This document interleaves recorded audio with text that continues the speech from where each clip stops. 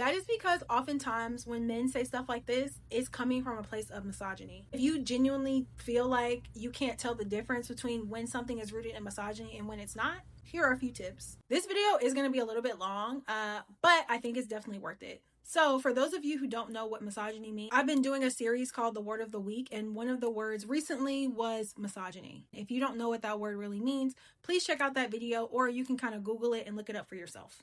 When it comes to misogyny, one of the roots is wanting to control women, wanting to have power over women, and wanting to be in a situation where there's a double standard and you're treating women as less than, and you're not really seeing women as people. So when it comes to something, for example, having a low body count, there are some reasons why maybe in your religion it is important for marriage for someone to be a virgin, or whatever. That's different. That's like a religious preference or whatever. However, if you have been slinging your Peter Whacker all over the city, and then you say, well, I expect my woman to have a low body count, that's what we call a double standard. And again, it's rooted in misogyny, because if you don't feel like having sexual encounters decreases from your worth, why do you feel like it decreases from a woman's worth? Soft, nurturing, peaceful. Again, what does that mean, and why is that a standard? Is it because you want a woman that you can say, do, and act however you want without her saying anything to you? If she questions you when you make a questionable decision, is that going to be, not you questioning me, you can't do that, da-da-da? Is it coming from a place where you're just trying to be controlling and you don't want her to hold you accountable? You don't want her to say, hey, that doesn't quite seem right, or I don't think that's the best idea. Next, staying in shape. It in and of itself of wanting someone to be in shape may not be misogynistic.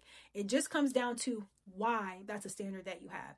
If that's your standard because you think a woman needs to be on the treadmill the day after she has a baby, we have a problem. It's okay if you live an active lifestyle, you go to the gym 17 hours a day, and that is a lifestyle preference that you have, and you want a partner who also values athleticism. When you get older in age, your life looks different. Your kids might be stressing you out, work might be stressing you out, your body might be going through stuff, your parents are maybe getting older, you're having to switch into a caregiver role. There's all type of things that can be happening in life. Standard of wanting a woman to stay in shape her entire life doesn't leave space for her to be a human, to be a real person that is going to experience real life.